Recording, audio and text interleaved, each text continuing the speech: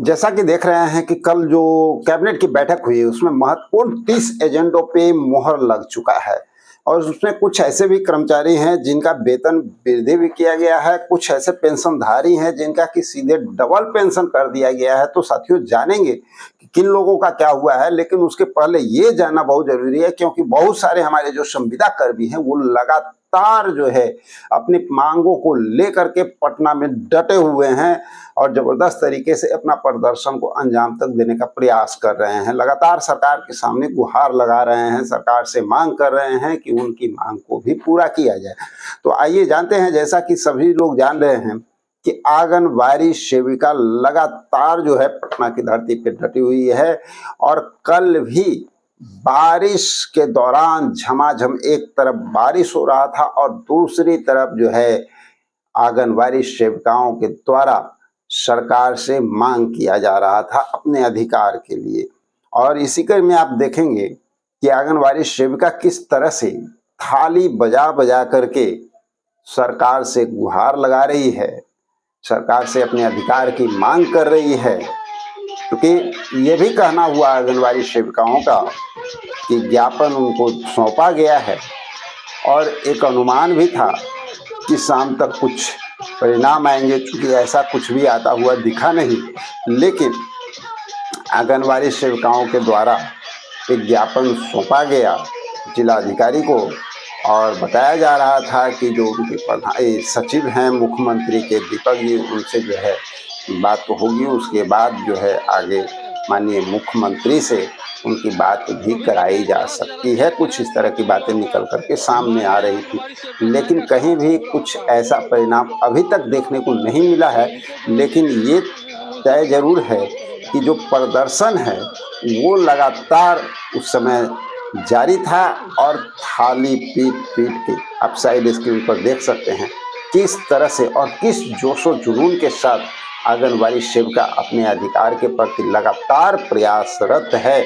और जिस तरह का प्रयास किया जा रहा है कि ये कहना गलत नहीं होगा कि इन लोगों को जल्द से जल्द कुछ सूचनाएं भी मिल सकती है, क्योंकि सरकार की नज़र भी उन्हीं लोगों पे रहती है जो लगातार सरकार का ध्यान अपनी ओर आकृष्ट कराने में सफल होते हैं। दूसरी ओर परिचारी की जहाँ तक बात किया जाए तो परिचारियों के लिए भी कुछ अच्छी न्यूज आ सकती है। थोड़ा सा इंतजार आपको करना होगा क्योंकि परिचारी जो है लगातार प्रयास किए हैं और अभी जो है कल आपने देखा होगा कि वो जदयू कार्यालय पहुंचे और जदयू कार्यालय पहुंच करके उन्होंने अपने मांग किया। कोई बात वहां नहीं सुनी गई। उसके बाद कल की घटना है कि वो आरजेडी कार्यालय पहुंच गए आश्वासन लेने। माननीय आपको जो विपक्ष के लीडर हैं तेजस्वी यादव, उनसे मिलने की भाई कम से कम वहां से ये आश्वासन मिले कि हमारी सरकार आएगी तो आप लोगों को बहाल कर दिया जाएगा। कुछ इस तरह की भी बातें निकल करके सामने आ रही है। इसके साथ साथ एक और जबरदस्त प्रदर्शन कल के डेट में हुआ है। संख्याकी स्वयंसेवक जो छटनीग्रस्त हो गए, जिन्हें हटा दिया गया था, जो पूरे बिहार में 34,000 माने जाते हैं, वो सब लोग पहुंचे थे। एक बहुत बेहतरीन बैनर बना करके आप देख सकते हैं स्क्रीन पे। उनका बैनर भी बहुत लाजवाब था कि भाई माननीय मुख्यमंत्री को एक तो विकास पुरुष भी बता रहे हैं, ऊपर से खुद छटनीग्रस्त भी हैं। सरकार उन पर अभी तक ध्यान नहीं दे रही है। कहीं से कोई ऐसी भी न्यूज निकल करके सामने नहीं आई है कि सरकार इनके लिए फिलहाल कुछ करने जा रही है। लेकिन ये भी अपनी मांग और अधिकार को लेकर के पहुंच गए जदयू कार्यालय। इनका कहना था कि जदयू कार्यालय पहुंचने के बाद मुख्यमंत्री से तो मुलाकात नहीं हुई, लेकिन वहां पे हमने अपना ज्ञापन दे दिया है और इन्हें भरोसा भी है, उम्मीद भी है कि माननीय मुख्यमंत्री इनके प्रति एक अच्छी सोच रखेंगे और जल्द से जल्द इन्हें पुनः बहाल किया जाएगा। इनका भी कहना था कि हम जो है लगातार काम किए हैं, प्रयास किए हैं, लगातार जो है कई सालों तक हम वर्क किए हैं। जनगणना के दौरान इन सब लोगों का एक अहम योगदान रहा था। तो अब देखना दिलचस्प होगा कि माननीय मुख्यमंत्री इस पर क्या संज्ञान लेते हैं। लेकिन एक बात तो तय है साथियों कि अभी ये बहुत ही महत्वपूर्ण समय है, जो कि एक तरफ बिहार का चुनावी वर्ष चल रहा है और उस दौरान कुछ संविदा कर्मियों को जो वेतन वृद्धि का सौगात तो मिला ही, लेकिन बहुत सारे ऐसे भी अभी संविदा कर्मी हैं जो अपनी लगातार मांग को लेकर के सरकार का ध्यान अपनी ओर आकृष्ट कराने का प्रयास लगातार कर रहे हैं।